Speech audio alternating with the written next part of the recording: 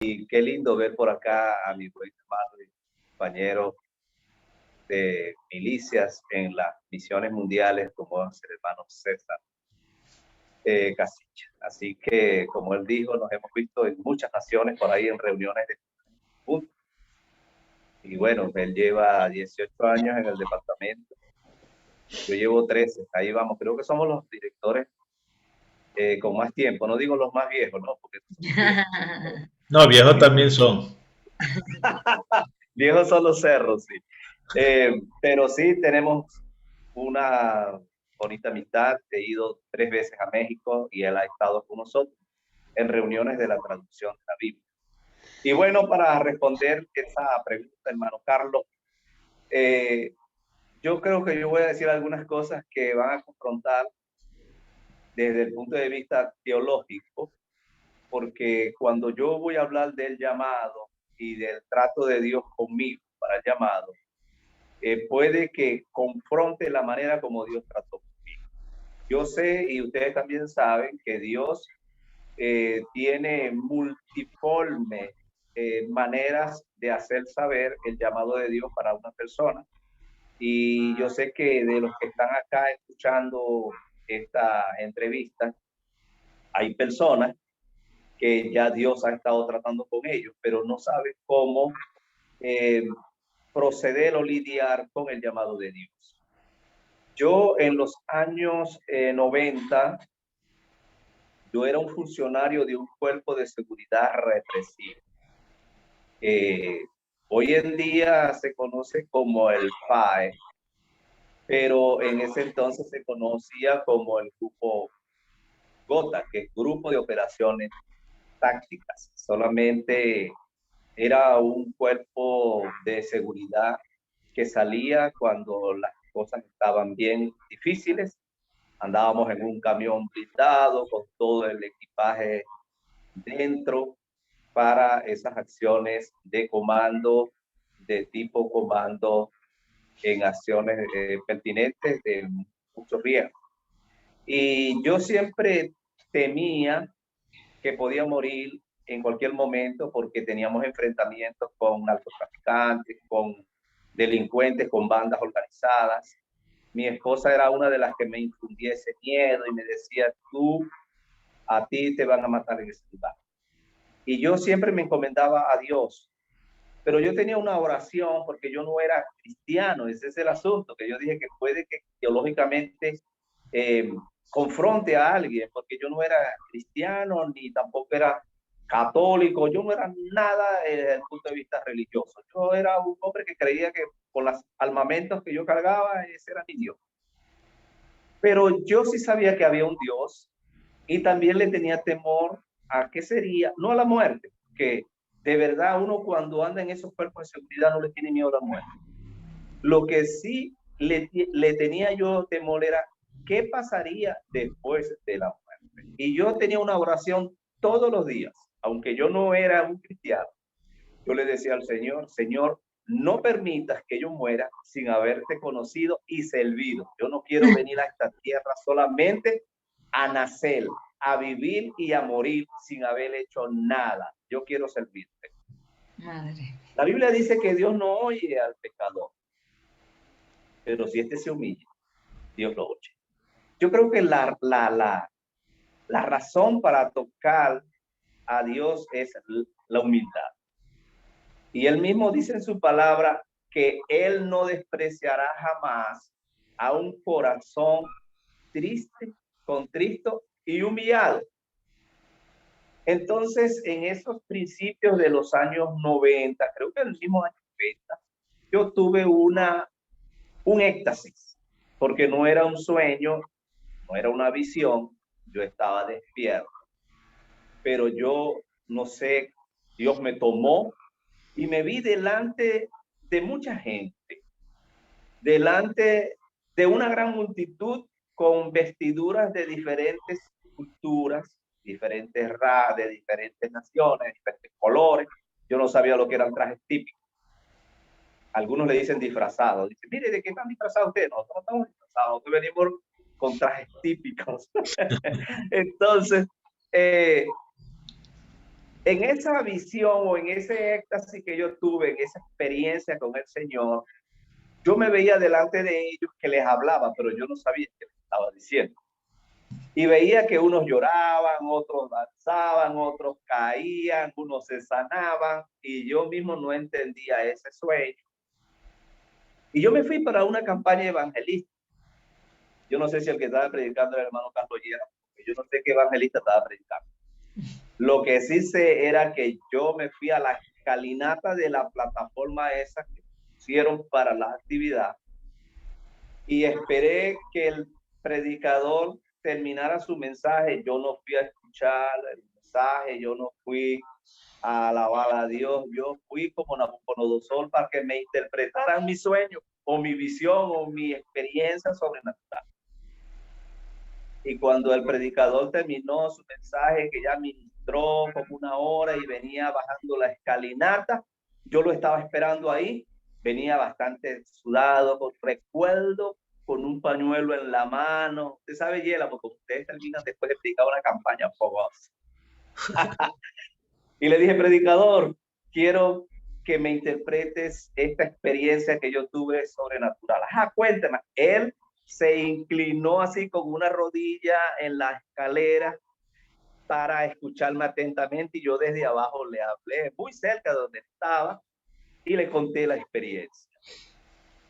Y él me dice, sacando este dedito de profeta, así te dice el Señor, te he llamado para un ministerio de multitudes y de naciones, para que lleves mi palabra e incluso predicarás a gente que no conociste y en idioma que nunca hablaste. Y prepárate porque eso es para allá. Y me dice, ¿de qué iglesia es usted? Y yo le dije, yo no soy cristiano, yo soy policía. Y el hombre se levantó y dio 2 pasos hacia atrás, como arrepentido de la palabra que me dijo, como que dudó de él mismo y dijo, ¿cómo yo voy a estarle dando una palabra a un mundano pecador policía? Y sabe que todo lo que me dijo se cumplió. Eso fue en el año 90.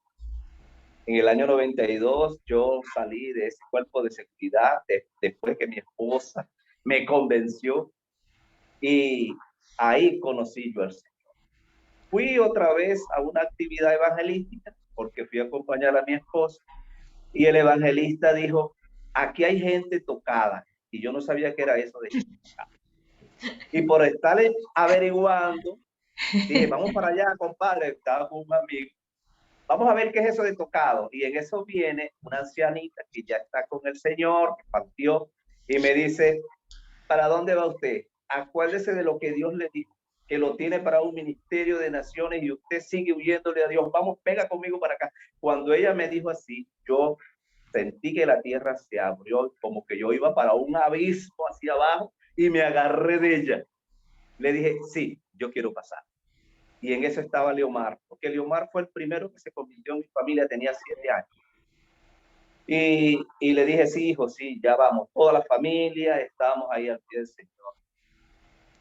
Eso fue de una manera rápida. Yo digo que el ministerio, el llamado al ministerio, yo veo el llamado de Dios como en 3 etapas. La primera es cuando Dios te llama de las tinieblas a la luz.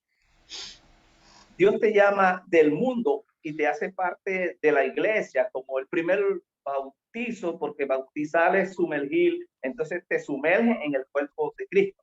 Bueno, no es un ministerio, pero Dios me llamó del mundo para la iglesia. Y luego de la iglesia nos vuelve a llamar para una misión especial. Y es lo que está en Efesios 4:11, el llamado de Dios a los cristianos para pertenecer al cuerpo ministerial, y a uno los llaman pastores, evangelistas, profetas, maestros, a fin de perfeccionar a los santos. Esos son los llamados. Pero luego de ese otro llamado, que ya me llama al ministerio, hay otro llamado más, y es el que el ministro, que ya sabe que Dios me llamó al ministerio, tiene que saber a qué. Y cuando yo llegué aquí al Instituto Bíblico, digo aquí porque esta oficina está funcionando dentro de la Casa Magna de Estudios.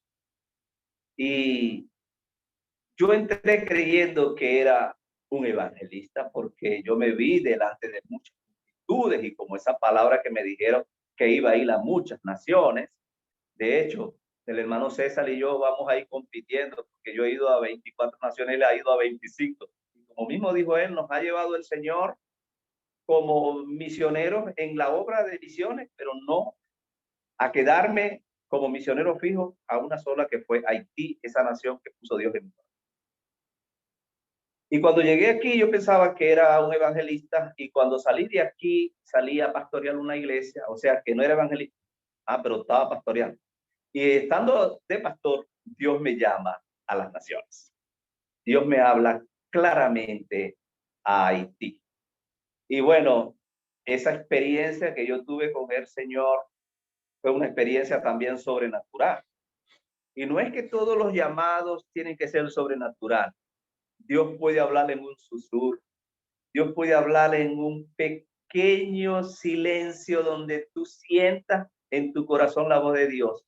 Solamente tienes que discernir que es Dios que te está hablando. Y después de yo estar pastoreando una iglesia que estaba floreciente en un lugar muy, pero muy bendecido, en una zona ganadera, una iglesia con mucho futuro. De hecho, es una de las iglesias más hermosas, bueno, digo yo. Esa madrugada a las 5 yo estaba orando y escuché un gemil que no sabía de dónde venía, si ese gemido venía de abajo de la tierra o venía de una montaña que estaba frente a la casa pastoral o era a mi alrededor. Y yo dejé de orar para afinar el oído, a ver de dónde venía ese gemir. Era como un lamento. Después yo escuché al director de misiones de Guinea Ecuatorial, el hermano Sebastián, decir las tres voces.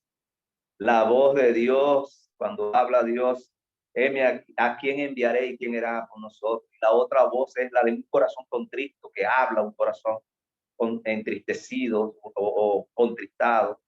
Y la otra voz es la voz de los demonios, que también. Pero lo que más me impresionó fue algo que él dijo y que parece una falsa doctrina. Y es la voz de los condenados. O sea que nosotros tenemos una percepción del infierno que allá están maldiciendo en ese lugar de tormento, porque todavía no han sido lanzados del infierno, porque ese lugar es para Satanás en su juicio final. Pero en ese lugar de tormento, como lo describe la palabra, que habían antes del paraíso, estaba el Seol, el seno de Abraham y el otro lugar donde iban las personas pecadoras, y Abraham estaba en un lugar de paz, de bendición, y había un hombre que fue a ese lugar de tormento, que era aquel rico que hacía banquetes. Y allá, en ese lugar de tormento, se acordó que tuvo familias, que él hacía banquetes y que allá estaba un hombre que los perros le lamían las heridas. Y él tenía muchas bendiciones en la tierra, pero no se acordó de ese hombre humilde ahí, hambriento. Y luego allá dijo, Padre Abraham, envía a alguien que le predique a mi gente. O sea que ese hombre tenía compasión. Entonces, yo me puse a meditar en esa voz, en ese instante en que yo escuchaba ese gemido, yo decía, ¿y esa voz qué será? Ese lamento vendrá de dónde. Las naciones también gimen, las naciones también claman. Recordemos aquella visión que tuvo Pablo. Ven, pasa y ayúdanos. Las naciones están clamando por obreros. Y Haití es una nación que clama por obreros. A Haití nadie quiere ir. Y ahora entiendo por qué el Señor me llamó en el 98. Si era que en el 97 le decía a Carlos que fuera y Carlos estaba escapándose. No es así. Porque Dios tiene una nación para cada quien. Dios tiene una persona especial para un lugar especial. Y a ese lugar me escogió Dios. Y ese día, cuando yo escuché ese lamento, luego escuché algo que revoloteaba como un ave ahí en esa habitación a las 5 de la madrugada. Y esa voz clara, audible, hermano Carlos, que no la he vuelto a escuchar jamás. Audible así, no. Y me dice, levántate y vete a Haití y tráele la información a tu familia. Yo me puse a analizar esa voz, que no es otra cosa que la voz de Dios, pero levántate y vete a Haití. Bueno, ya hay una nación, y ahora yo sé que yo no me voy a quedar aquí de pastor, que Dios me está llevando a Haití, pero ¿por qué tráele la información a tu familia? Yo pensaba que era a mi esposa y a mis hijos. De hecho, yo comencé trabajando con ellos porque la primera iglesia que me gané para ir a Haití fue mi familia, porque el día que yo llegué en la mañana y le dije a mi esposa, el Señor me habló en esta madrugada. Fue una experiencia sobrenatural. Y ella me dice, ¿y qué te dijo el Señor? Yo recuerdo que en ese momento ella estaba metiendo una arepa en el horno. Arepa, hermano Carlos.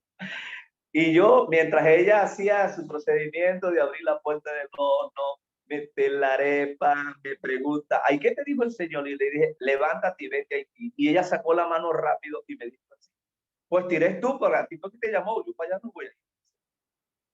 Fíjense que la primera reacción de la familia es, pues a mí Dios no me ha llamado. Y yo con 5 hijos, tampoco Dios les habló a ellos que fueran allí. Los hijos de uno no van a un instituto bíblico, no estudian idiomas y van por obediencia al padre. Las esposas van porque siguen a su esposo o porque abrazan la visión. A mí me tocaba entonces sembrar la visión a mi familia. Y cuando salí de acá del instituto bíblico, el que estaba como director, que ya este año él partió con el Señor, el hermano Miguel Parra, ¿lo recuerdas, hermano Yela?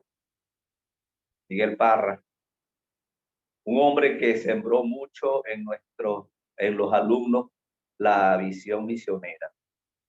Y yo era el presidente del cuerpo estudiantil y me presenté aquí a la casa misionera, en esta casa donde yo estoy en este momento hablando, porque esto era la casa del director del Instituto Bíblico Central.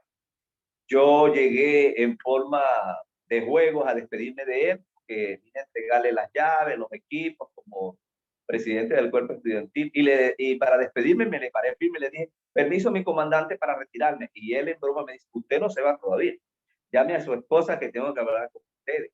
El Espíritu Santo esta semana, el jueves en una vigilia, habló y dijo, saldrán cientos de misioneros de Venezuela, y prepárese porque usted es el primero. Eso fue como que una palabra profética que se cumplió literalmente. Nos estuvo ministrando desde la 1 de la tarde hasta las 3. Yo salí todo espelucado, porque me pasaba la mano acá, y mi mamá no era cristiana, me estaba esperando en el portón, y decía, ¿qué dirá mi mamá? Que tenemos casi 3 horas acá hablando. Y cuando salimos, ella nos dijo, ¿usted tiene pasaportes? Y le dijimos, no. Pues sáquelo, porque Dios los va a sacar pronto de mí. Y cuando salimos, pasó un avión aquí, bajitito, del Instituto Bíblico, y mi esposa dijo, ¿montarme yo en un aparato de eso? No, que va, jamás. Bueno, a nosotros nos ha tocado viajar 12 horas, desayunar, almorzar y cenar en un avión. Así que uno no puede decir, para los que me están escuchando, yo no voy a hacer eso. Una vez una hermana me dijo, Dios me llamó, pero me llamó al Amazonas y yo no me voy a montar en esas lanchas por ese río. Yo le dije, no diga eso, porque si Dios la llamó, usted va a tener. No se va a poder andar escondiendo de Dios. Así que, tal cual como Dios habló, así se cumplió. Esa ha sido una de las experiencias más sobrenaturales en cuanto al llamado. Y repito, Dios puede llamar de diferentes maneras a cada quien, porque Dios tiene una manera diferente para tratar con cada quien. Quiero haberte respondido, Totalmente, y más todavía. Bueno, hermano Leonardo, esto está interesante. Yo veo que algunos ya se quieren ir de misioneros. Gira tiene una emoción ahí que ya quiere agarrar la maleta. A lo mejor Gira va para Haití porque ella está al lado de Haití, ella es dominicana. Pastor Leonardo, llegaste a Haití. Imagínate, acuérdate de esos días, llegaste a Haití, 5 hijos Para los que dicen que tienen hijos y no pueden hacer la obra de Dios. Tiene 5 hijos. Yo los O conozco. ponen los hijos como excusa. O poner a los hijos como excusa para no ir. Él va 7 personas a Haití. Coméntanos algunas experiencias difíciles vividas como misioneros. A mí me Bueno, gusta que la gente escuche las cosas que vive un misionero para que eh, aprendan a orar por los misioneros. vivimos experiencias muy, pero muy especiales, porque primero éramos pioneros. En ese entonces estábamos por salir la Dirección General de Misiones, la agencia apenas estaba dando sus primeros pasos. Esta agencia nace en el año 98 y específicamente en ese año 98 donde Dios me habla de Haití.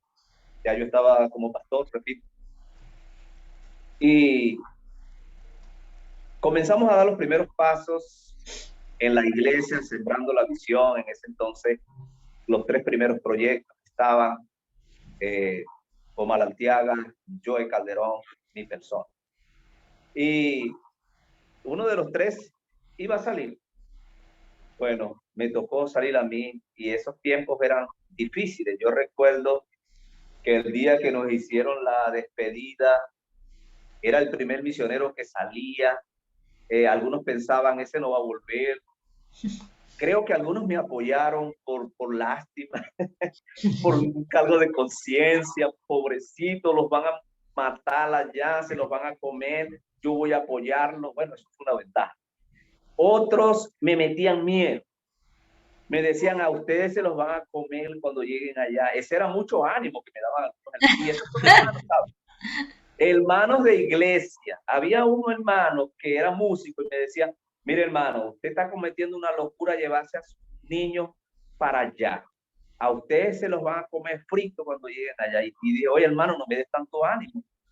Mi líder distrital un día me dice, mira, hermano Leonardo, siempre sigue usted con el empeño de irse para Haití. Y yo le dije, no es que voy, sino que me lleva.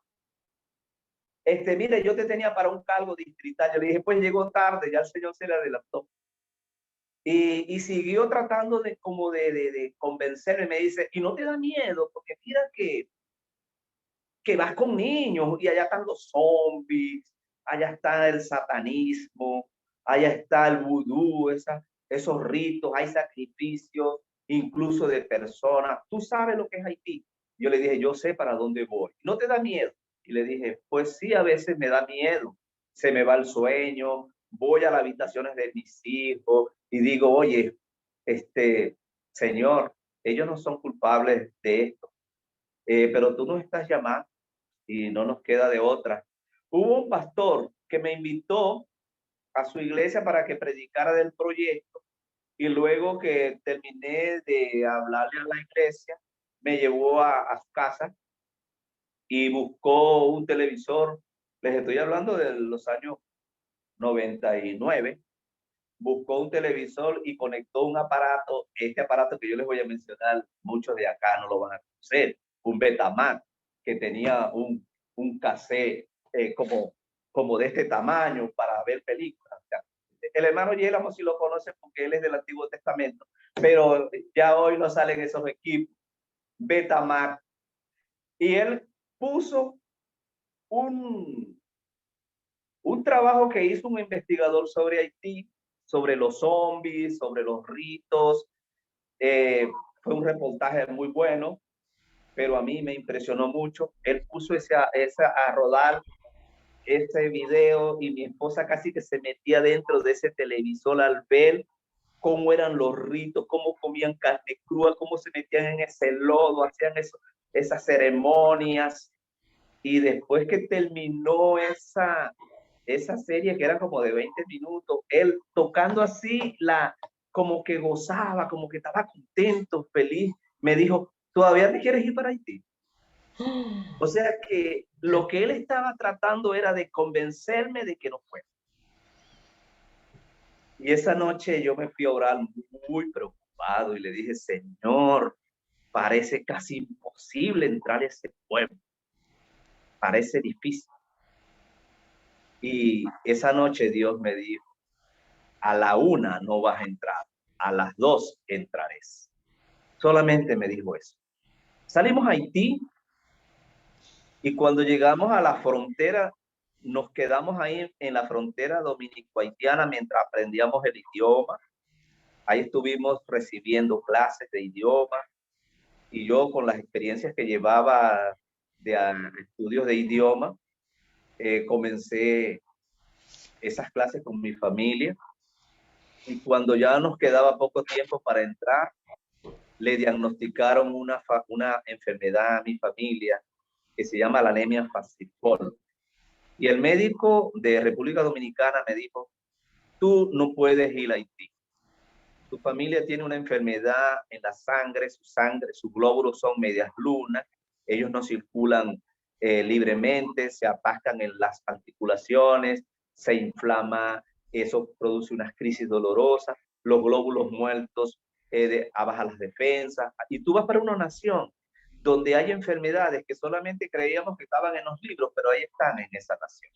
Allá no hay clínicas, allá no hay sistema de salud, así que tú llevas a tu familia a una muerte segura. Cuando salimos como por ser los primeros misioneros, esta agencia estaba enviando su primera familia. Ellos querían enviar uno, ellos querían enviar un soltero, no porque valgan menos, sino porque se les hacía más fácil. Y Dios les envía 7 a mi esposa y mis 5 hijos. Algunos decían, pero ustedes no van a fundar una iglesia, ya ustedes llevan una iglesia fundada para allá. Porque ya llevan. Leomar tocaba el órgano, Leomar cantaba, o sea que ya llevaba el músico, llevaba el adorador, el predicador.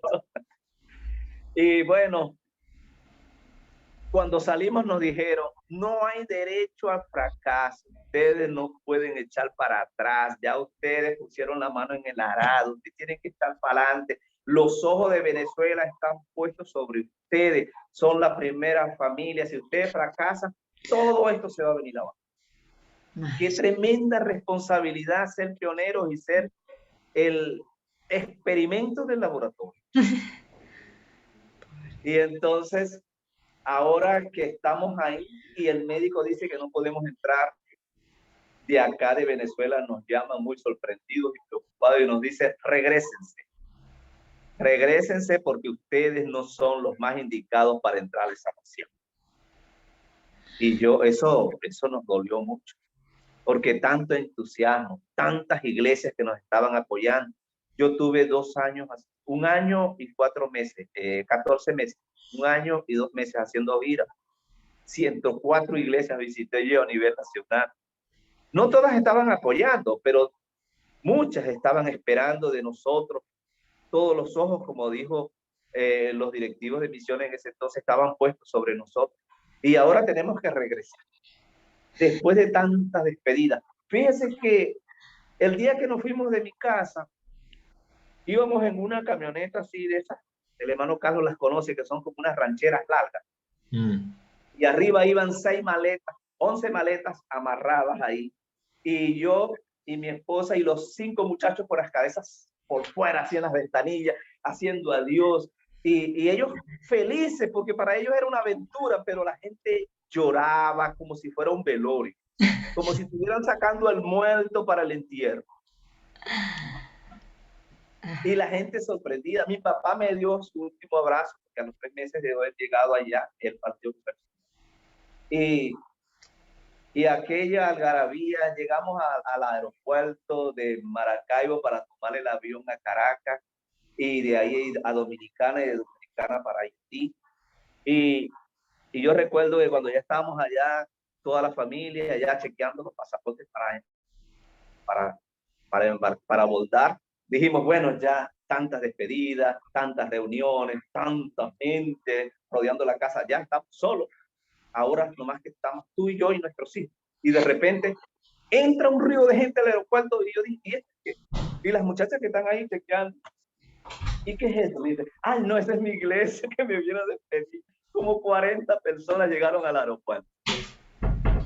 Es que parecía que era que no nos iban a ver más. En ese entonces en el aeropuerto había un balcón para ver despegar los aviones, ya ese balcón no existe. Y ahí estaba toda la iglesia, y cuando el avión fue en el taxeo para allá, ahí estaban ellos a la expectativa, y lo que el avión despegó, mucha gente caía desmayada. Era algo como una película de terror, hermano Carlos. Se fueron y no los vamos a ver más, porque es impresionante ir para el lugar de los zombies, para el lugar de los muertos vivos, del satanismo. En ese entonces, recuerda, estoy hablando de unos 23, 22 años atrás. Entonces, al llegar a esa frontera y listos para entrar a nuestra tierra prometida, nos van a decir que no vamos a entrar. Y nos van a regresar. ¿Y cómo vamos a llegar allá a Venezuela después de tantas despedidas, después de tantas oraciones? Mi esposa y yo nos fuimos a una habitación y nos encerramos. Porque de verdad los médicos tenían razón. Pero en esa oración que yo hice, ahí estaba la respuesta. La respuesta está en la oración. Entramos a la habitación, nuestros hijos están ajenos a lo que está sucediendo, de rodillas los dos. Yo hice esta oración. Señor, tú nos llamaste, yo escuché tu voz, yo he creído que eras tú, nos hemos preparado para este llamado. Aquí estamos a un paso de cruzar ese río. El río se llama Masacre. De cruzar el río Masacre. Hasta el nombre del río mete miedo. Y ya vemos ahí el pueblo para entrar, y ahora nos viene este mar. Tú no nos trajiste aquí para matarnos. Yo confrontaba al Señor. Tú no nos tendiste una emboscada para traernos acá y matarnos en esa nación. Que esto sea para que tu nombre sea glorificado. Y cuando yo dije eso, parece que la habitación se iluminó, estando yo con los ojos cerrados, y abrí los ojos y le dije, mi amor, aquí está la respuesta. ¿Qué pasó? Ya tengo la respuesta. Nos vamos para Haití. ¿Pero por qué? En tantos ministros, pastores de Venezuela, Dios nos llamó a nosotros, los que menos podemos entrar. Claro, para que su nombre sea glorificado. Dios se las trae. Con los que menos puede, con ese lo va a hacer. ¿Cuál es el país que menos puede hacer misiones ahorita? Y con eso le está enseñando al mundo. Entonces yo tuve la convicción de que Dios llamó a unas personas que no podían entrar por su condición, pero que por fe lo íbamos a hacer, creyendo en Él, que Él lo iba a hacer con los que menos podían. Tomé el teléfono, llamé a Venezuela y dije, nos vamos para Haití. Ustedes, si se van para Haití, se van en desobediencia. Yo le dije, no nos vamos en desobediencia, vamos en obediencia a Dios. Yo estoy seguro que Dios me habló y para allá vamos. Bueno, entonces tienen que mandarnos un documento firmado. Nosotros no nos hacemos responsables. Tuve que mandar una carta donde yo, a mi riesgo, me iba para esa nación. Y entramos con el camión, y un día antes de entrar tuve un sueño donde yo iba en mi camioneta y atrás iba el camión con los muchachos y la mudanza, y yo iba viendo unos pasos muy grandes en la carretera, y yo decía, ¿y esos pasos qué son? Pero eran grandes, hermano Carlos, como de 1 metro cada huella. Y cuando mi camioneta sube un cerrito, pude ver que era un principado que iba caminando, y volteó hacia atrás y me dijo, te voy a matar a ti y a toda tu familia. Esa noche nosotros nos declaramos en oración, y al otro día en ayuno, y agarramos el camión y nos fuimos. Y han pasado 21 años. Y ahí están mis 5 hijos. Más bien se multiplicaron porque allá adopté uno. No contento con 5, adopté un niño haitiano que Carlos lo conoce, a Ellingson, que ya se casó con una venezolana, ya tiene una niña. 2 de ellos son misioneros, 2 son médicos, uno es ingeniero de petróleo. O sea que el diablo lo primero que hace es impresionarte para hacerte correr. Trató de que la misión se abortara, infundiendo el miedo, porque el miedo no es amigo de nadie. El miedo nos acorrala, el miedo nos presiona, el miedo nos paraliza.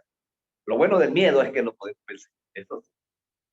Y cuando Dios dice, mira que te mando que te esfuerces y seas valiente, ser valiente no es ausencia de miedo. A mí me ha tocado y me tocó en Haití enfrentarme o vivir experiencias como los Chimés, que es un grupo de delincuentes armados por el gobierno para defender su gobierno, y nos veían a nosotros como espías, como infiltrados, y varias veces nos emboscaron, nos encañonaron, me ponían el palo en la cabeza, usted se va a morir hoy.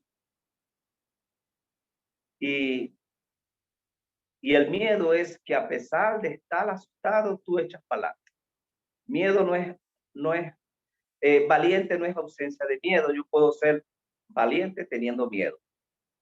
Valiente es que aunque tenga miedo, yo me atrevo. Así que si hay cosas a las que Dios nos llama y parece que son difíciles, hay que creerle al Señor. Y ahí tenemos los resultados de nuestra obra, que más tarde les hablaré, pero que valió la pena pasar por todas estas situaciones. Y la gloria y la honra sea para nosotros.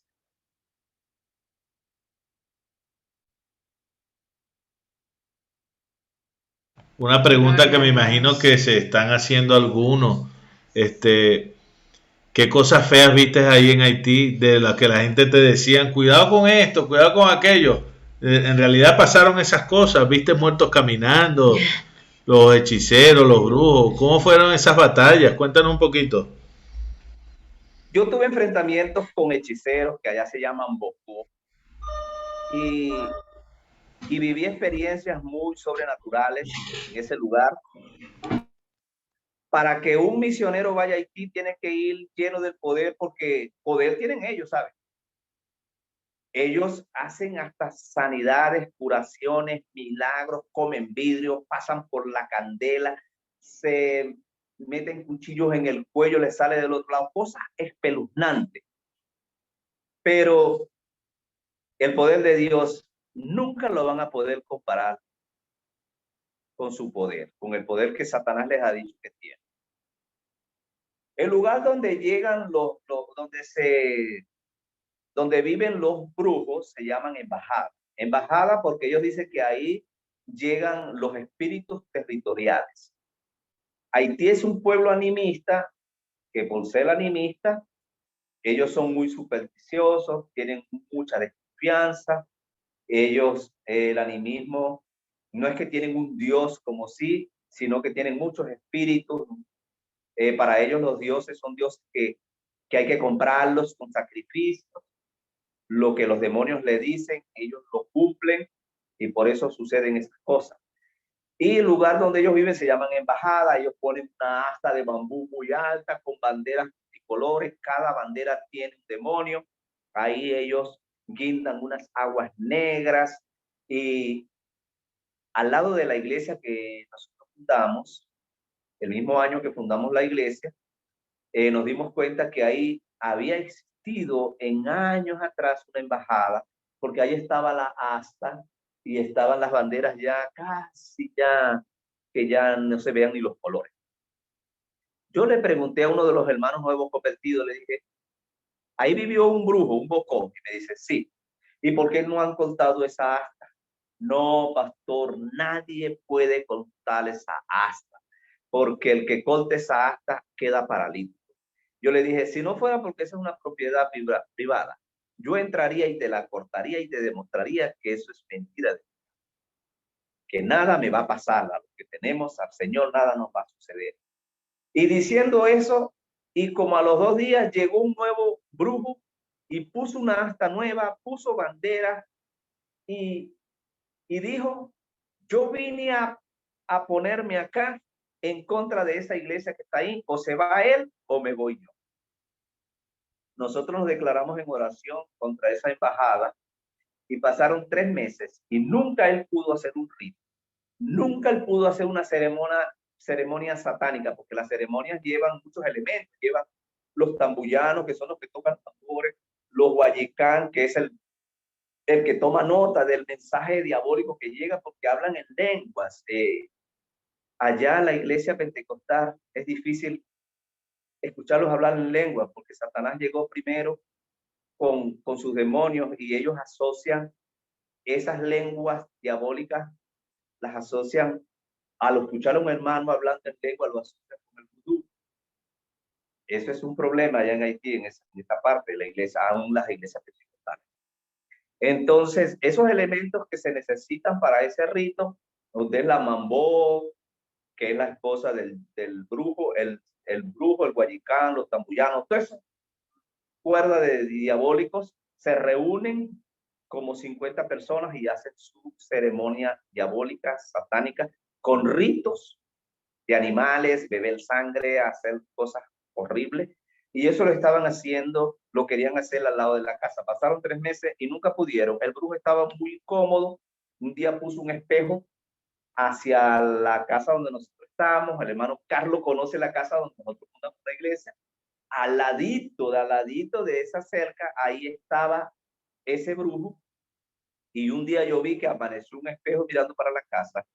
Y yo le pregunté a ese, al líder, mi primer Timoteo, le dije, ¿qué quiere decir eso? El brujo puso un espejo hoy en el asta y dice, pastor, lo que pasa es que él está sintiendo que algo fuerte resiste desde allá y puso eso para que todo lo que le deseen a él se regrese. O sea, el retroproyector, el video lo estaba poniendo ahí. Y, y en esos días se reunió su grupo y comenzaron esa ceremonia. Fue horrible, horrible la ceremonia que pudimos ver. Y nosotros nos declaramos en ayuno ese día. Y él dijo, hoy es el día que ese misionero se va. Vamos a empezar a las 8 y terminamos a las 12 de la noche. Comenzaron esos tambores a sonar, el sacrificio fue a las 2 de la tarde y después que él hizo el sacrificio, abajó ese demonio hablando en otras lenguas. Eso está a escasos metros de la habitación arriba, desde el balcón se podía ver todo. Y yo pude ver que había algo raro porque el demonio hablaba, el brujo le interpretaba lo que estaba diciendo. El demonio entró sobre una mujer que estaba debajo de una capa roja y él hablaba en otras lenguas. Pero el mensaje que estaba dando el guayicán, que es el que toma nota, no se lo querían dar. Yo no sé qué mensaje le estaba diciendo ese demonio.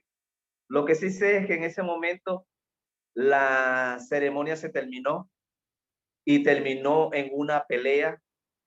Se rompió un tambor, por ahí comenzó la pelea, sacaron un cuchillo, el brujo se molestó, quemó la capa, la silla, una cruz, el asta, las banderas, quemó todo. Y ese día se fue de ahí y dijo, me voy. Y le dijo a un inconverso que se llamaba Teslé, porque él murió el año pasado, cayó de una mata. Le dijo, me voy porque el poder que ellos tienen es mayor que el que yo tengo. Pero ni ellos mismos lo saben, porque los domingos me pongo a observar que muchos no vienen a la iglesia. O sea que el brujo estaba más pendiente de los que venían y de los que no venían. El hombre se fue, pero ese hombre a donde vaya iba tocado. Iba tocado porque descubrió que el poder de Dios es más poderoso que el poder de su Dios, que es el Dios de las tinieblas, el mentiroso, el padre de mentiras y engañador. Así que esas fueron una de las experiencias más cercanas que tuvimos con esos grupos. Las demás fueron más bien de sanidad, de milagro. Sí. Hubo un brujo que se convirtió. Y una vez el pastor, director del Instituto Bíblico de Dominicana, me visitó en Haití porque Dominicana tiene mucho prejuicio con Haití, porque por muchos años ha habido esa enemistad. Pero yo le decía, pastor, vaya a Haití, yo soy un dominicano en Haití, a mí me confunden con dominicano. Y si yo vivo allá, usted puede ir, vaya, visíteme. Él dejó a medio instituto bíblico en ayuno y él se fue con unos alumnos y fue a predicarme a una actividad con mucho miedo, pero fue. Y él me dijo, yo quiero ir a un lugar donde pueda llamar a mi esposa para decirle que estamos vivos, ella está preocupada. Y subimos a una colina muy alta. Y allá, cuando buscando cobertura para llamar, escuchamos unos cantos, unos ruidos, y él estaba muy asustado. Dijo, hermano Leonardo, eso que estamos escuchando es un rito del vudú. Y le dije, para ver, no, eso no es un rito del vudú. Esos son unos hermanos que están ayunando, porque aquí los hermanos ayunan en la cima de las montañas. Y él me dice, yo quisiera ver cómo son esas reuniones de ayuno. Bueno, vamos a llegar hasta allá, dejamos la camioneta, subimos por debajo de la maleza, subiendo, y llegamos arriba. Y cuando llegamos arriba, estaba un grupo de hermanos, como de unos 15 hermanos, y en el suelo estaba sentada una ancianita con un hombre acostado acá en el regazo, que lo tenían así como dormido, como sedado. Y en el momento que nosotros aparecimos arriba, la que estaba dirigiendo el grupo era una pastora, porque el pastor no estaba. Y cuando llegamos, ellos se sorprendieron, porque dijeron, oh, Mun Blanc y Saufelá, hombres blancos, ¿qué hacen ustedes aquí? Somos blancos allá en allá. Yo soy blanco allá. Y cuando ella me dice así, yo en el idioma, para calmarla, le dije, pape ahí, no me sepaste tú. No tengas miedo, somos pastores. Limense dominiquén, muémense venezolien. Él es un dominicano, yo soy un venezolano. Y ellos, oh, gloria a Dios. Llegaron en el momento que vamos a orar por un enfermo. Según día que voy en Dios los envió a ustedes aquí. Habían subido con un endemoniado que tenía 12 años encerrado en una pieza, y lo habían amarrado, lo habían sedado, lo subieron en una camilla y lo tenían ahí. Habían hecho un ayuno. Para el momento de la oración aparecimos nosotros en esa escena. ¡Qué tremendo! Entonces yo le digo al hermano Darío, y ella dice, pero eso sí, él es violento, ha destruido casas, ha roto carros, ha golpeado gente, así que no lo vayan a despertar, solamente oren por él. Y yo le digo al hermano Darío, usted va a orar por él, le va a imponer las manos y yo voy. Usted le impone las manos y yo hago la oración. El hermano Darío me dice, ¿y por qué mejor usted no le pone las manos y yo hago la oración? Yo le digo, porque él no quería tocarlo. Le digo, no, porque yo voy a orarle en su idioma para que ellos entiendan lo que yo voy a decir. Bueno, el hermano Darío casi lo que quería tener un control remoto para imposición de manos desde acá a distancia. Mientras yo elevé la oración, Papá Nuque Nacional, venida mamá, tiempo, y él se arrodilla cerquita y casi que le toca así a penita, y lo que lo medio tocó, el hombre como un resorte se levantó y comenzó a danzar. El hermano Darío no sabe lo que está diciendo, pero yo sí sabía lo que está diciendo. Él comenzó, fue a decir, gloria a Dios, gloria a Dios, gloria a Dios, gloria a Dios, gloria a Dios. Y cayó estiradito. No sabíamos lo que estaba pasando. Toda la congregación alabando a Dios, lo levantamos y el hombre se levantó de ahí completamente libre, hermano. Esa tarde teníamos la campaña a las 5 de la tarde. Invitamos a todo ese grupo que estaba ahí, pastora y a todos ustedes. Esta tarde tenemos un servicio al aire libre dentro de la celda, porque no se puede hacer al aire libre. Así que están invitados. A las 5 de la tarde, cuando estábamos poniendo los equipos, miramos para el portón. Ninguno de los que invitamos fue. El único que fue, el hombre que había estado endemoniado. Con un pantalón negro, una camisa amarilla y una corbata negra. Y esa noche testificó las sanidades. Después de haber estado 12 años encerrado, encadenado. Así es. Gloria a Dios. Jesús tiene poder. Amén. Amén. Así es. Oh, gloria. Bueno, testimonios impresionantes, ¿verdad? Yo creo que más de uno quiere ir a las misiones. Vamos a hacer una pausa para volver con una última pregunta, pero vamos a hacer una pausa para hacer una oración. Amén. Hay gente que, como el pastor Siri, han dejado su país, su casa, para entrar en culturas animistas. Se ven experiencias tremendas. Yo tuve 21 días en Haití y se ven cosas Horrible, pasan cosas horribles. Un día a mí me agarraron y me querían matar ¿En serio? porque creían que yo era dominicano, sencillamente por creer que yo era dominicano. Y me empezaron a maldecir y, Muchas veces lo y, viví, yo y, y, lo viví. y me defendió la hermana que vive al frente de la iglesia. ¿Cómo se llama ella? Cruel. Cleros. Cleró es una hermana que mide como 2 metros. Parece una pantera. Y salió y ella se enfrentó a los haitianos que venían a hacerme mal. Porque, Esa es la hermana diaconisa Cedré. no, era creol, era creol. Es una mujer fuerte, de estas que se enfrenta a lo que sea. Sí. Y vamos a cubrir porque el mundo espiritual es real. Los ataques del enemigo son reales. Y vamos a cubrir ahora mismo a todos esos misioneros en oración. Que el Señor los cubra, que el Señor los proteja, que el Señor los guarde. Y no hay que sentir miedo ni temor. El Señor es nuestro protector. Amén. Él hará cosas grandes y poderosas. Voy a invitar a Elba de la iglesia de aquí se me olvida el pueblo de donde vienes, Elba. Aquí arriba, la ciudad de arriba, se me olvida el nombre. El norte de aquí de Madrid. Quiero que hagas una oración cubriendo todos los misioneros. Amén. ¿Sí? Elba. Sí, pastor, aquí estoy. Ora. Amén. Padre, te damos las gracias, Señor. Gracias por tu poderoso. Te bendecimos. Gracias. Adoramos tu nombre. Cúbrelos con tu Cúbralos. Guíanos.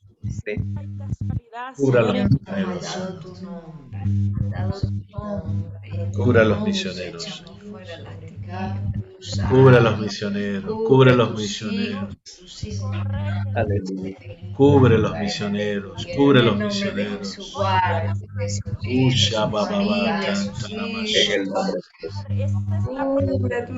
Cubre a los misioneros. Ahora mismo.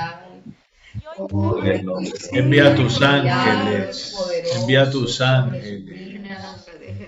Envía tus ángeles. Da protección, cuidado. Aleluya. En el nombre de Jesús.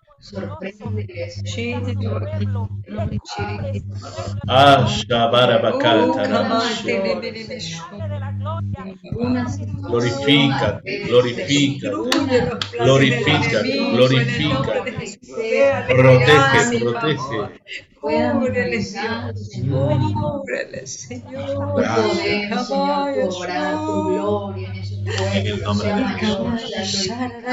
Amén. Amén. Amén.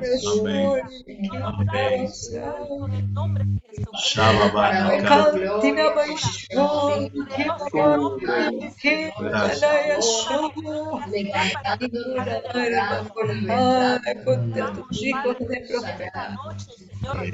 Declaramos cielos abiertos, Señor, para tu pueblo, Señor, esta noche. Gracias, Padre Celestial, por este momento que tú permites. En el nombre de Jesús. Amén. Aleluya. Qué bueno. Sé que el Señor ahora mismo ha escuchado nuestra oración y está cuidando a sus hijos que están en diferentes lugares del mundo haciendo la obra del Señor. Vamos a hacer otra oración mientras el pastor se prepara la respuesta de cuál fue el resultado de estos 10 años en Haití. O sea, ¿qué quedó de Haití? Todo el mundo pronosticaba un fracaso, ¿no? Porque era difícil, porque no estaban preparados, porque era una familia numerosa, porque iban enfermos, porque no hay dinero y bla, bla, bla, bla, bla, bla. Pero entonces Dios escoge lo que pareciera no estar preparado ni capacitado para que la gloria sea mayor. Entonces escucharemos esa parte final, pero mientras vamos a hacer una oración más por los hijos de los misioneros. Amén. Gloria. Un hijo no recibe un llamado, un hijo sigue a sus padres. Así es. Y algunos de ellos terminan amando el lugar donde se está, como en el caso del pastor Siri. Su hijo está trabajando en Haití. Su hijo heredó el trabajo que él comenzó y su otro hijo está en una zona rural de Brasil, sirviendo también al Señor. O sea que por el lado de él quedaron impregnados de las misiones. Pero hay otros chicos que se amargan y es de entendible también, porque el llamado lo tiene mi papá, lo tiene mi mamá. Pero si nosotros oramos por esos muchachos, Dios se puede mostrar a sus vidas, se puede mostrar a sus corazones y ellos pueden terminar amando la obra que se ha comenzado. Aquí tenemos casos de misioneros como Nahum, que tiene hijos pequeños, ¿no, Nahum? ¿Cuántos años tienen tus hijos?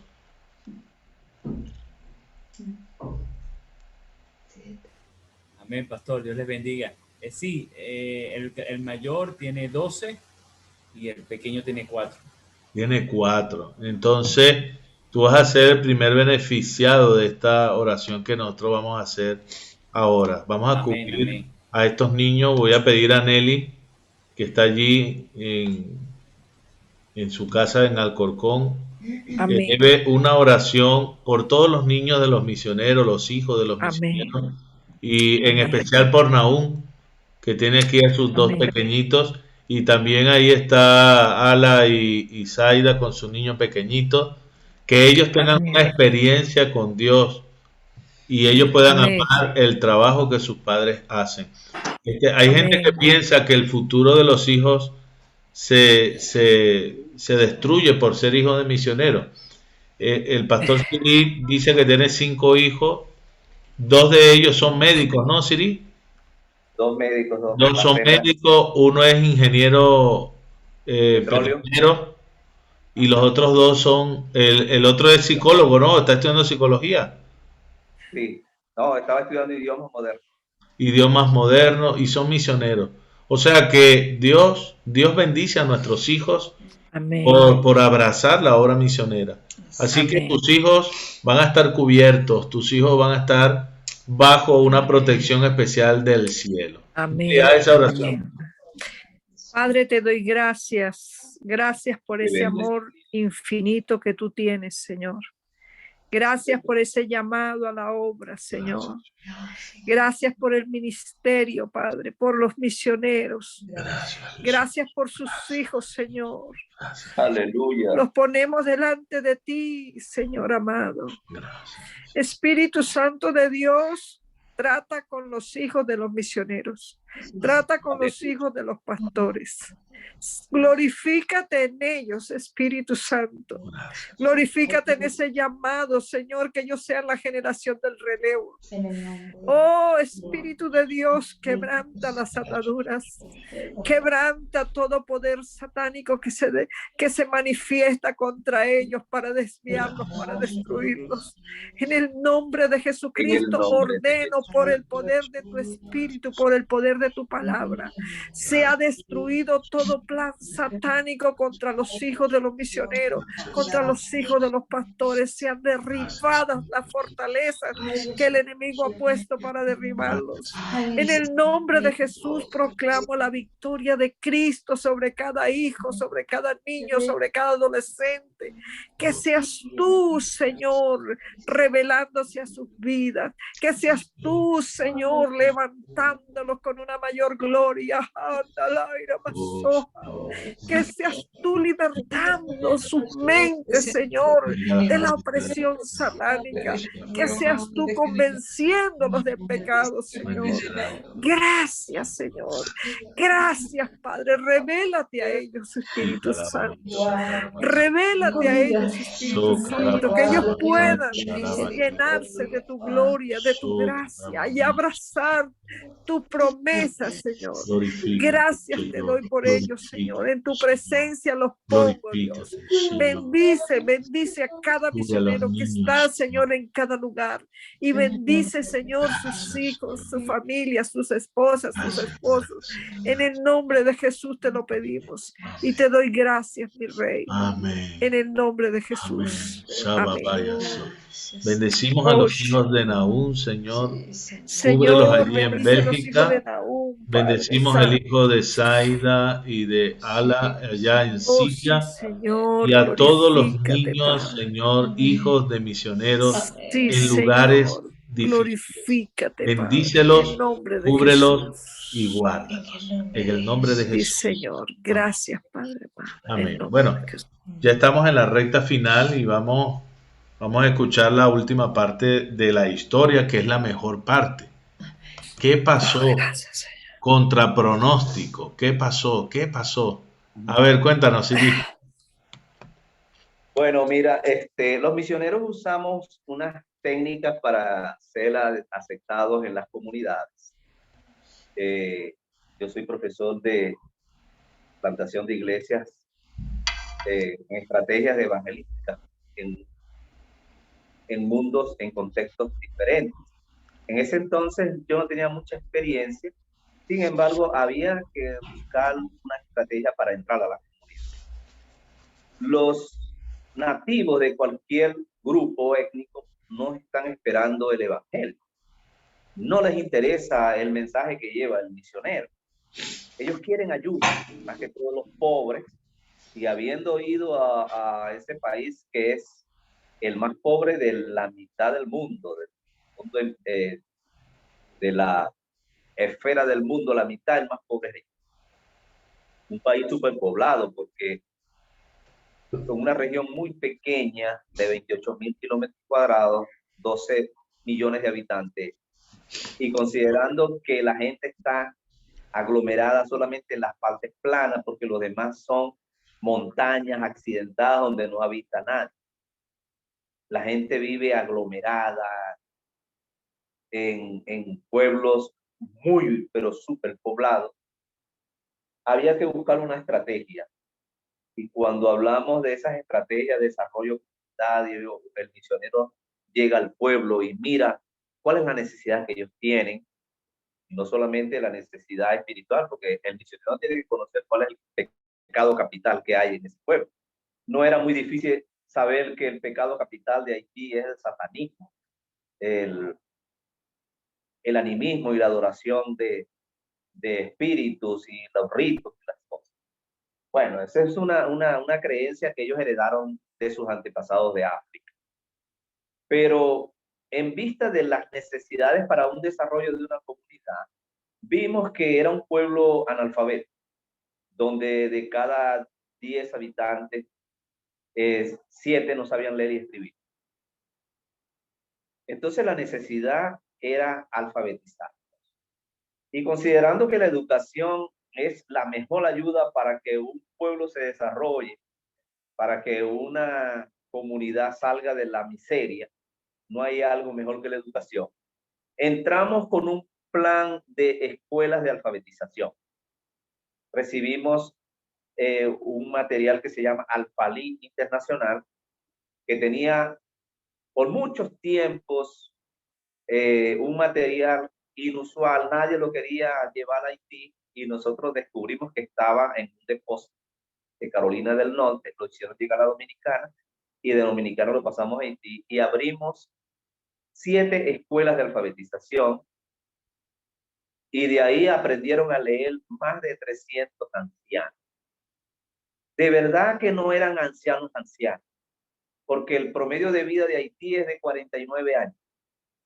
Pero una persona de 49 años parece que tuviera 70. Y fue tan tal el impacto que causó en esas comunidades con las escuelas de alfabetización que recibimos un reconocimiento del mismo comisionado del presidente de la que decía a la familia venezolana que vino de Venezuela a ayudarnos en pro del desarrollo de las comunidades haitianas en la alfabetización. Nosotros adoptábamos niños para enviarlos a las escuelas de alfabetización, niños adolescentes de 12, 13, 14, 15. Y teníamos otras escuelas de personas adultas. Y luego de esas escuelas surge la iglesia. De ahí nace la primera iglesia de nuestra organización en esa comunidad.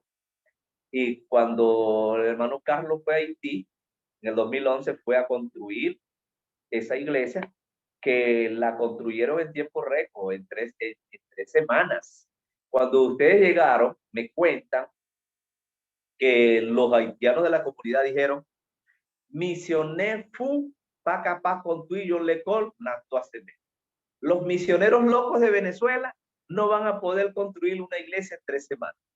Y luego que la iglesia quedó terminada en 3 semanas, fue tanto el impacto que tuviste como estaba el alcalde, el comandante de la policía, el magistrado, vinieron a la inauguración porque fue algo muy notorio.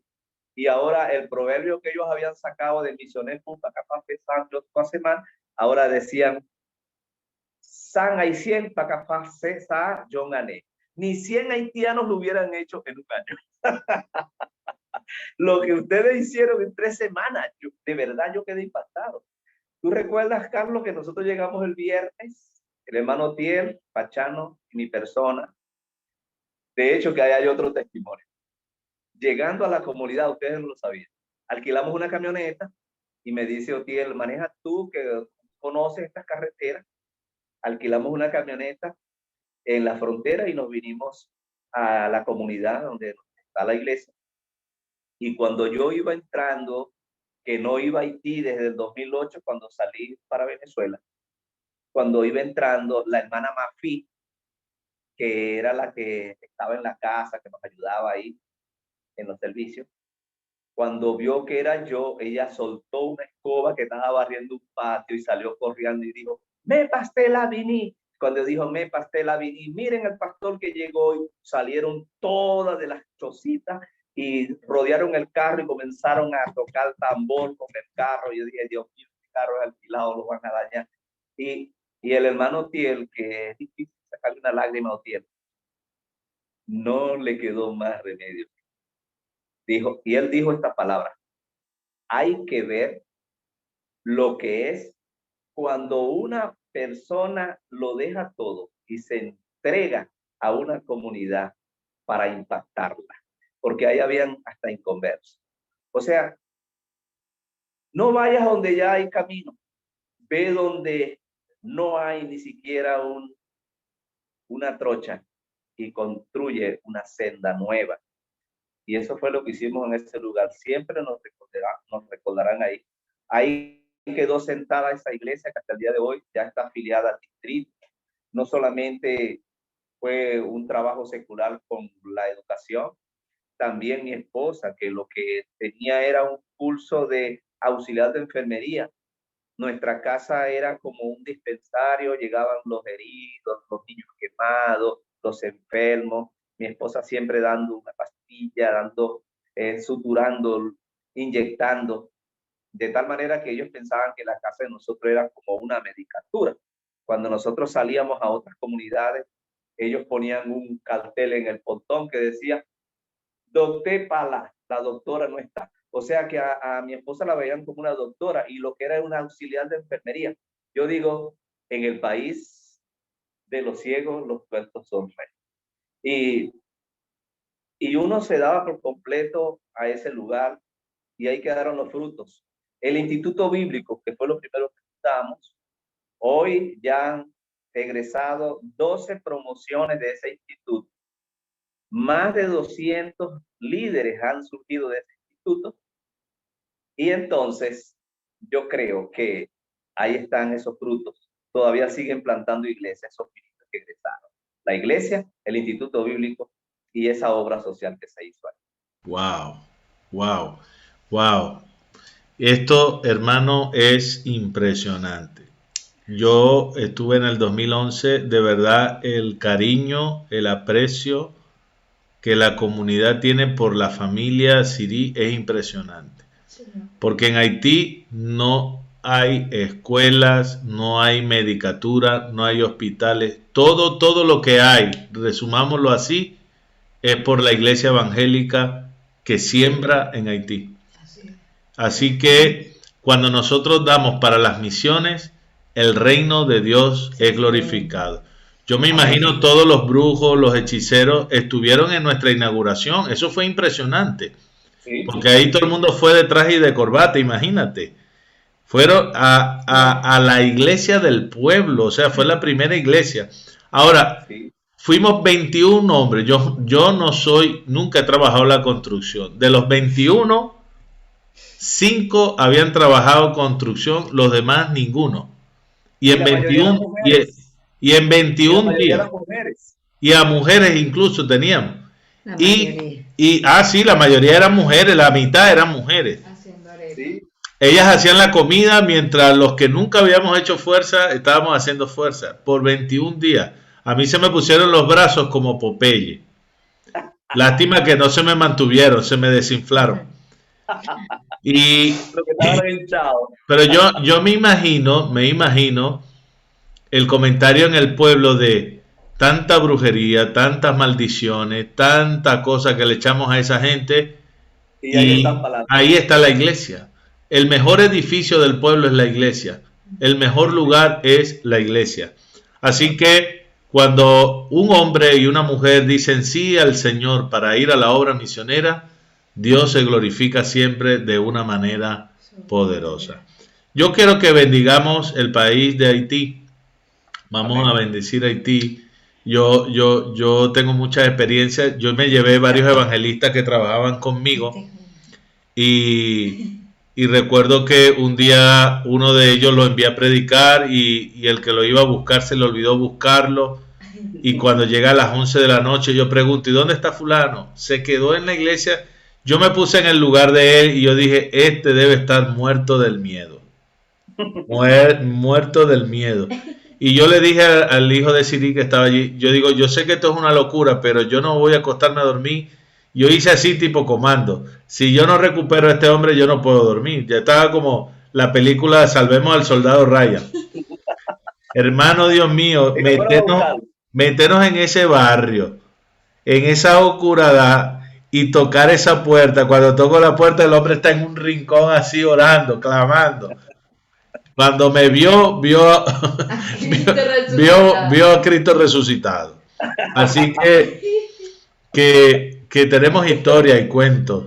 Yo, como les dije, en el 97 no quise ir. En el 2011 fui el predicador de la inauguración de ese local, de ese nuevo templo. Sí. Y el agüero, dice mi sobrina, porque yo repartía también el agua para los que estaban sudando.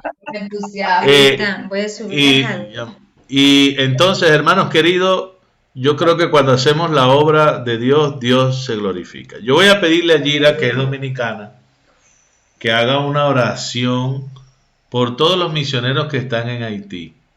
Amén. Que bendigas a esos misioneros, porque realmente les digo una cosa, quizás es el país donde he visto donde la iglesia ha sido más beneficiosa para el país, es en Haití, porque ahí no existe nada, ahí no hay nada, y lo que hay existe porque las iglesias en todas partes del mundo dan dinero, dan ropa, dan medicina, dan libros. Haití vive de las ayudas internacionales. Sí, y generalmente esa ayuda internacional llega de manos de los cristianos. Así que, Gira, por favor, eleva esa oración a Dios por estos misioneros. Tu oración va a ser doblemente escuchada. Así es. Amén. Padre Celestial, glorificado sea tu nombre, Señor. Gracias por este momento en el cual podemos clamar por el pueblo de Haití, Señor. Sabemos que tú amas profundamente a cada una de esas personas, que lamentablemente sus caminos, Señor, se apartan de ti. Pero el deseo de nuestro corazón es que todos vengan al arrepentimiento, así como Jesús. Esa es la misión que nos ha dejado, Señor, y eso es lo que queremos hacer. Así que, Señor, manda misioneros a ese lugar, Señor, que sigan bendiciendo, Rey Eterno, el país de Haití, Señor, que esas personas, Rey Eterno, por el poder de tu Espíritu Santo puedan ser convencidas de su pecado y de la maldad, Señor, que ellos puedan ver la gloria y lo bueno que es ser parte del pueblo de Dios, Señor, que vayan personas allá que den testimonio, Señor, de las bondades y lo bueno que tú eres, Rey Eterno. Que ellos puedan saber, Rey Eterno, que pueden salir de toda esa pobreza, Señor. Que pueden salir de todas esas circunstancias y problemas que le vienen, Señor, si se rindieran a tus pies, Rey Eterno. Gracias, Señor. En el nombre de Jesús declaramos, Señor, que verdaderamente va a haber un avivamiento, Señor, en ese lugar. Amén. Porque así eres tú, Señor, que tú pones ese deseo en las personas. Y así, Señor, tú levantas naciones como siempre hemos visto que tú haces, Señor. Así que dentro de tu voluntad, Señor, sigue haciendo la obra. En el nombre de Jesús. Tú lo vas a hacer, Señor. Amén. Amén. Bueno, vamos a hacer una oración ya para terminar por el hermano Leonardo. Vamos a orar por Leonardo porque ser director de un departamento de misiones donde no hay dinero no debe ser fácil. Los primeros días me quitaba el sueño. Después dejé todas las cargas en las manos del Señor y el Señor me enseñó. Sí. Mi obra no comienza con plata, mi obra comienza con jefe. Así es. Pero no deja de ser un gran reto. Mi oración por Venezuela es que hay muchos misioneros, pero no hay dinero. ¿Cómo lo enviamos? Pero yo también creo que Dios no es loco. Dios no es loco. Dios, si llama, Él ya había previsto cómo sostenerlos. Yo tengo un mensaje que predico que se titula Dios siempre se anticipa. Él tiene un atributo que es la omnisciencia. Él sabe las cosas antes que ocurran. Y entonces la solución está antes de que el problema llegue. Las soluciones están antes que el problema llegue. Por eso la Biblia dice, el Cordero de Dios que fue inmolado antes de la fundación del mundo. ¿Cómo tú explicas que Jesús ya fue crucificado antes de la fundación del mundo? En la mente de Dios ya estaba el Calvario, antes de que el hombre pecara. Es decir, que la solución existe primero que el problema. Así que para el problema misionero venezolano ya hay una solución. Ya hay... Nadie lo agarra por sorpresa. Dios va a hacer algo. Y voy a pedir a Virginia, que está aquí, una pastora misionera también, que está en Linares, el sur de Madrid. Oye, Virginia, te veo blanca. Tú llegaste aquí morena a España, ¿eh? Voy a pedir que haga una oración por Siri, que Dios le dé gracia, favor, le dé provisión, le dé visión y le dé puertas abiertas para esas puertas abiertas las puedan usar todos esos misioneros jóvenes que están ahora mismo en Venezuela. Amén. Y por mis hijos también, hermana Virginia. Siempre oramos por ellos. Bueno, gracias, Carlos. Buenas noches. Un placer. Un abrazo a la distancia. Oramos, Señor, te damos gracias en esta noche en el nombre de Jesús. Bendecimos tu nombre, Señor, en este tiempo maravilloso, Señor, que podemos escuchar los testimonios de tus maravillas. Y también tenemos el privilegio, Señor, y la responsabilidad de poder orar, Señor. Oramos por Siri, por María, Señor, por sus hijos, sus esposas, sus nietos, Señor, sus esposos. Oramos, Señor, para que tú te glorifiques de una manera especial, para que tú, Señor, bendigas su vida, Señor, los bendigas con salud, los bendigas, Señor, con paz, los bendigas, Señor, aleluya, Dios mío, y le proveas todo lo que ellos necesitan, Señor, en este tiempo, Dios mío.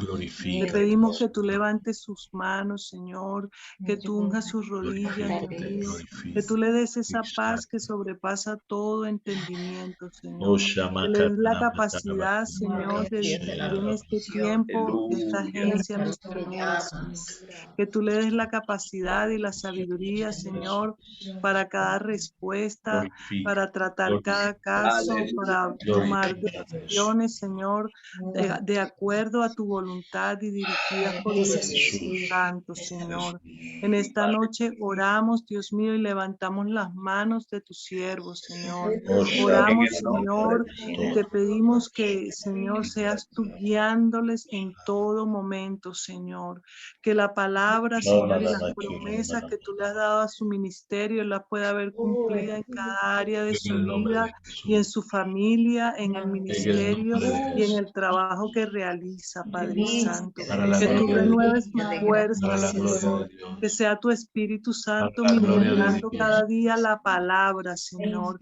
Que tú le des lengua de sabios, Señor. Que cuando su boca se abra para dar una palabra de parte tuya, Señor.